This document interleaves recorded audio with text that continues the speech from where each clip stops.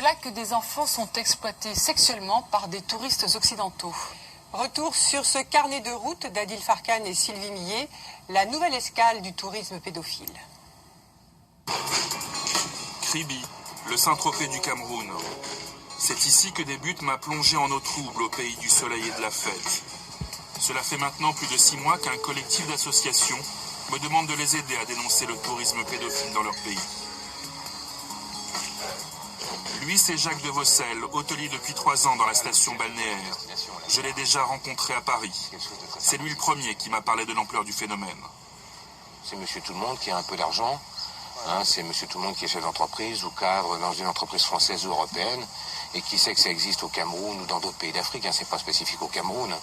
Je veux dire, ça existe dans tous les pays d'Afrique qui viennent, sachant que ça existe, qui viennent passer un séjour d'1 semaine dans un hôtel ici, ou à Douala, ou à Yaoundé, ou ailleurs, et qui fait de toute façon, dans toute cette semaine, n'ont qu'une idée en tête, c'est assouvir leur pulsion et leur passion, qui est de la pédophilie. Pour moi, ça n'a pas d'autre nom, c'est évident. Contrairement à notre première entrevue à Paris, Jacques de Vossel refusera d'en dire plus. Il a visiblement peur et va même me conseiller de faire très attention. Car au Cameroun, le sujet est tabou et les touristes sont rois. Le plus affligeant dedans, c'est que, certes, il y a ces Occidentaux qui viennent pour rechercher ce fruit interdit qu'est celui des enfants. Mais il y a leur famille. Il y a leur famille qui les envoie se prostituer, parce que ce n'est rien d'autre que ça. Mais là, ils s'ouvrent à des pédophiles. Ils ne sont pas contraints. Ces associations les appellent au secours. Pourquoi? Parce que ces associations se sont rendues compte que la précarité a tellement avili les esprits de tous ces gens qu'ils sont arrivés au point où l'avilissement est devenu normalité. L'avilissement est devenu la seule chose à faire parce que c'est la seule solution qu'il y a. C'est la seule perspective que leur contexte social leur permet d'entrevoir. Il n'y a rien d'autre que ça. Et naturellement, le touriste pédophile occidental, homme comme femme, moi j'ai vu des femmes qui demandaient exclusivement des jeunes petits garçons. Tu vois une femme, elle est dans la quarantaine, elle demande des jeunes petits garçons, 14 ans, 15 ans. Hommes comme femmes, même si en majorité, dans l'extrême majorité, ce sont des hommes, mais en minorité, il y a des femmes. C'est une chose à ne pas oublier. Au-delà de ça, comme je disais, la précarité. Le Cameroun, c'est quoi? C'est un pays, c'est un sous-pays, un pays de misère, un pays où toute la richesse est détenue par une poignée, je pourrais dire, d'oligarques, une poignée de proches du chef de l'État. On pourrait dire même des gens de sa famille, ses beaux-frères, la famille éloignée. Vous connaissez les familles africaines. Et tous ces gens-là, dans l'escarcelle du pouvoir, dans le cercle concentrique du pouvoir camerounais, jouissent de ces richesses. Tu as un milliardaire qui, dans ce pays, s'appelait un certain Belinga, Amougou Belinga. Un homme dont on te dit dans ce documentaire que lui, il est au-dessus de toutes les lois. On ne sait pas pourquoi. On dit cet homme a plusieurs entreprises dans ce pays et aucune de ces entreprises ne paye les impôts. Je ne sais pas si vous vous rendez compte du degré d'injustice.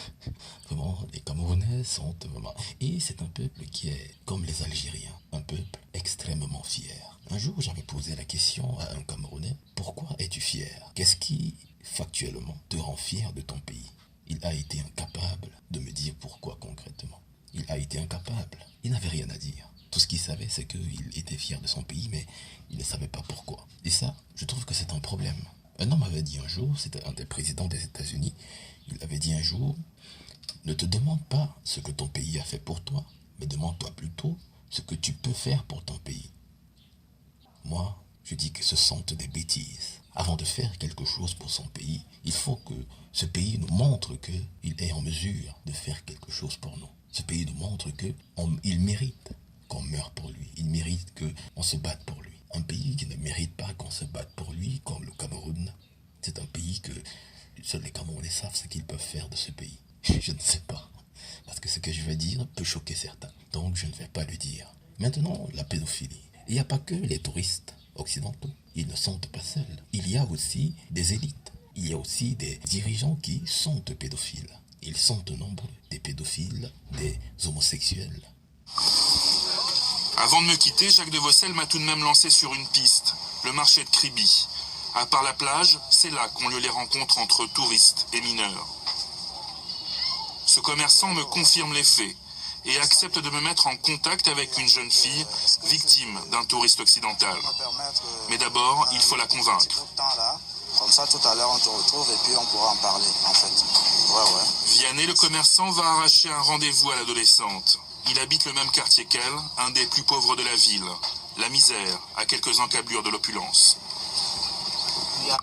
Le plus étonnant, c'est le contraste. Et c'est un contraste qu'on peut observer dans tout ce pays de merde qu'est le Cameroun. Et dans plein d'autres sous-pays en Afrique. Au Cameroun, tu peux arriver dans un quartier. Tu vois une maison, tu vois un château.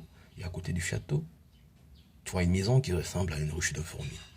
Et à côté de la maison qui ressemble à une ruche de fourmis, tu vois une maison qui n'est pas un château, mais qui est très belle. Encore à côté, tu peux voir une autre maison qui ressemble à une cabane du style, il manque quelques planches, tu te places dehors, tu vois l'intérieur de la maison. Ou bien parfois, tu vois des maisons en terre battue, totalement délabrées, des maisons dans lesquelles tu ne pourrais même pas imaginer que des gens vivent dedans. Mais il y a des gens qui vivent dedans. Et c'est justement ces gens-là qui envoient leurs enfants, filles en majorité, d'aller s'offrir à des pédophiles. Et c'est généralement des jeunes filles de 14 ans, 15 ans, 16 ans, 17 ans. Ils les envoient s'offrir, en moyennant rétribution, à des touristes pédophiles occidentaux.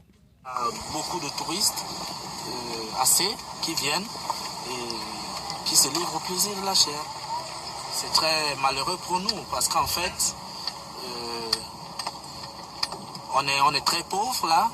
Et parfois même c'est les parents qui demandent à ces enfants d'aller nous chercher à manger pour pouvoir subvenir à nos besoins, quelque chose comme ça. Au fil des saisons touristiques, la prostitution des adolescentes du quartier s'est banalisée.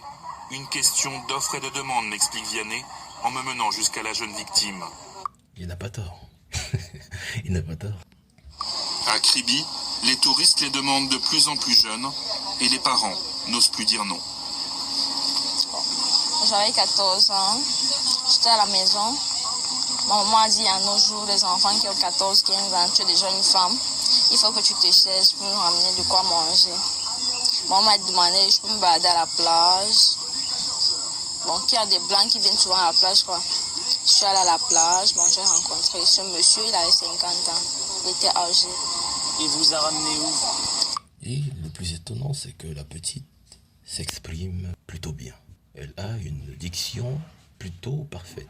C'est étonnant, vu le milieu dans lequel elle vient. Elle s'exprime clairement, comparé à certains de mes neveux. Elle fait partie des cerveaux perdus de l'Afrique. Si cette petite était dans un milieu social beaucoup plus soutenu, beaucoup plus contrôlé, on pourrait avoir une ingénieure. On pourrait avoir une ingénieure ou une agrégée en mathématiques.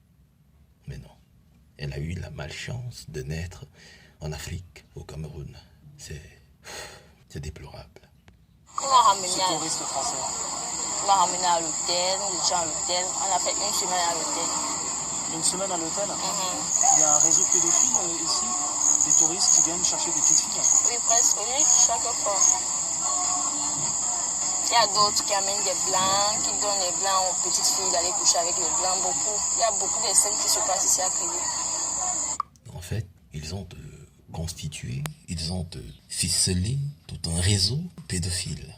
L'offre est satisfaite, la demande est honorée. Et ce qui est le plus étonnant, c'est que au niveau des autorités dans les pays africains, que ce soit la drogue, la prostitution et la pédophilie ou d'autres bassesses dont je tairai le nom ici, ces gouvernements sont au courant de ça, mais ne font rien contre cela. S'ils ont la chance de tomber sur quelques cargaisons de drogue ou je ne sais quoi, ils vont l'arrêter. Mais ils n'ont pas une volonté manifeste d'aller à la chasse aux malfrats, d'aller à la chasse aux esprits malins. Non, ils n'ont pas cette volonté. Les gouvernements africains, c'est de la paresse et rien d'autre. Ce sont des paresseux, des incompétents, les derniers parmi les derniers entre les derniers. Au pays des aveugles, seul le borgne est roi. C'est ça l'Afrique. Ces élites sont des borgnes entourées d'aveugles. Douala, à 1h30 de route de Kribi. Bon, pour conclure, on va dire, la faute est d'abord et avant tout chez les parents. Jusqu'à preuve du contraire, la faute est chez les parents. Ces parents fondent des enfants parce que bon, ils sont sous-éduqués. Tu vois, une femme qui vit avec un homme, elle ne travaille pas. C'est l'homme qui travaille et l'homme, par mois, peut avoir un revenu de 50 € par mois. Un homme qui a un revenu de 50 € par mois avec une famille de 6, voire 7, parfois 8 individus et qui, à lui seul, doit s'occuper et de la femme et des enfants. C'est ça la situation des Camerounais et des Africains. Et tu as la précarité générée par tout cela, par la bêtise des femmes qui ouvrent leurs cuisses comme les portes de l'église et des hommes qui, comme des cons, ne se protègent pas pour éviter ce genre de situation, du moins sont même incapables de faire une introspection économique pour faire des enfants en fonction de ses revenus. Il décide, bon, il bombarde le premier, il bombarde le deuxième, il bombarde le troisième. Arrivé au 8e, il est dépassé par les événements. Son revenu ne peut pas. Alors, naturellement, il délaisse l'éducation des enfants. Les enfants sortent dehors pour se battre. Et au lieu que ce sont leurs parents qui les éduquent, c'est la rue qui les éduque. Et quand la rue les éduque, c'est dans la chair que toute cette éducation passe. C'est dans la violence, c'est dans la brutalité des événements. Dans la rue, ils apprennent terre à terre. Et tu as les gouvernements, tu as les élites, une équipe d'égoïstes, une équipe d'avares, une équipe de corrompus, de vassaux, qui n'ont aucune considération pour leur peuple. Et tu arrives dans ce cas-là. Tu arrives dans des situations comme la guerre civile dans une partie du pays au nord-ouest. Parce qu'il y a des élites qui n'ont pas su prévoir cette situation-là. Et c'est comme ça un peu partout en Afrique. Gouverner, c'est prévoir. Mais il s'avère qu'en Afrique, gouverner, c'est subir. C'est ridicule. Les Africains sont ridicules. Nous sommes ridicules. Nos gouvernements, encore plus ridicules. L'Afrique, si on peut la comparer à une salle de classe, elle n'est que composée de derniers de la classe. Même celui qui semble être le premier de la classe, à un moment, la masse des derniers le nivelle par le bas. Il devient dernier.